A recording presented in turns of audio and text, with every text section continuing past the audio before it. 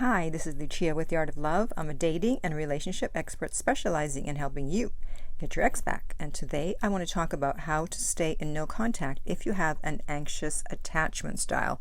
I know that most of you listening to this channel have that attachment style. There are several reasons why people have a hard time staying in no contact, and I'm going to go over two of those today. But first, I want to, of course, welcome back the No Contact Army. Have you been a good little soldier or a bad little soldier? And if you've been a good little soldier, then if you have an iPhone, you have downloaded the Silencio app and you are using it to help stay in no contact. And if you haven't, the link is below every video.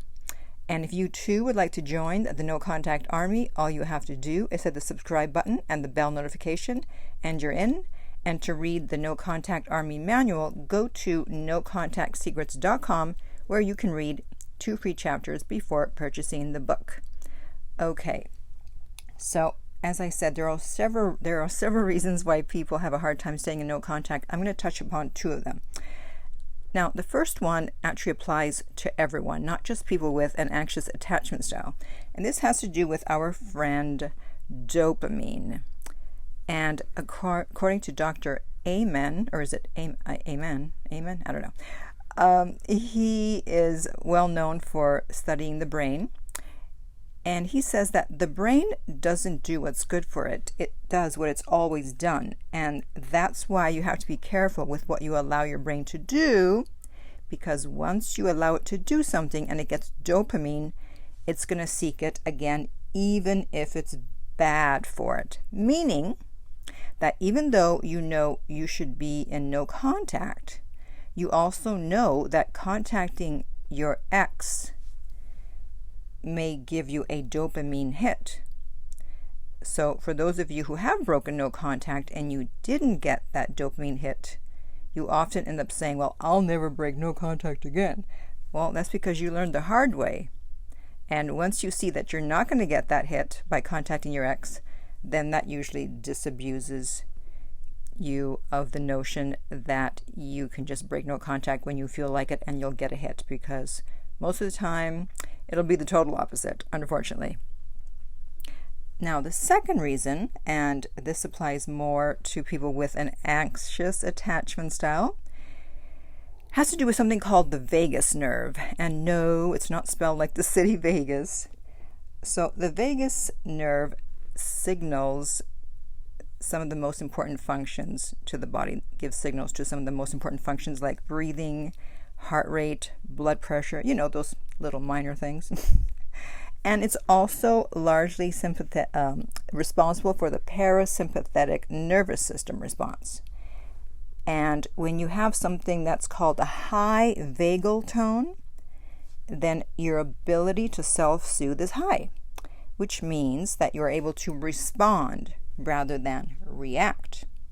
And of course, the opposite is true, meaning that when you have a low vagal tone, that's when you react rather than respond.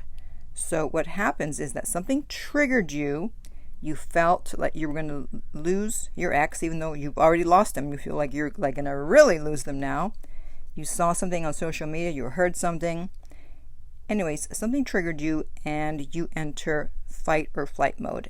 And the problem is that you get stuck there because you don't know how to stabilize it. And so you figured the only way to stabilize your nervous system is to reach out to your ex. However, if you know about no contact, which if you've been listening to me for a while, you do, you know that that is not the way to stabilize your nervous system.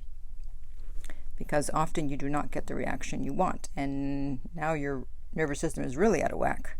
So I'm going to give you a couple of techniques to use when you're in fight or flight mode and you want to reach out.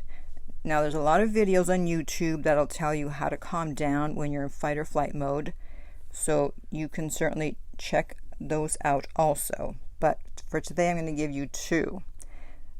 All right, so the first one is, of course, breathing exercises. And you want to just close your eyes and take long, deep breaths. I know it seems simple, but it works. And you can find a lot of short 5 to 10 minute meditations online that you can listen to while you're doing your breathing exercises. So just find something that resonates with you. I'm not going to make recommendations because everyone has to find what works for them. And the second one is to hum. And the reason this works is because the vagus nerve comes down either side of your neck. I mean, it's all over the body, but it also comes down either side of your neck. So you want to make a low, slow, resonant sound. Close your eyes and do it 10 times. So it would be something like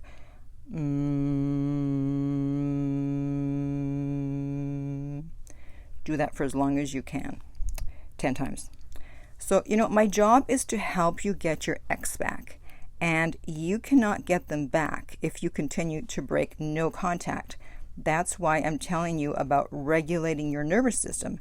It's so important when you've been triggered to know what to do instead of reaching out. Because if you reach out and they reject you, beside the fact it's going to feel terrible, it also lowers your chance of getting them back. So I want to do this video so that instead of reaching out when you're triggered, you can do the breathing exercises, you can do the humming, and there's a lot of other techniques. If you want to do a YouTube search, go ahead. So now I want to hear from you. Do you have techniques that you use to calm yourself down? And if you do, let us know what they are. And in the meantime, if you would like my help to get your ex back, go to theartoflove.net. The direct link is below, and we will send you the rates. If this video has been helpful, please like, subscribe, and share. If you're listening to a podcast, please rate and review.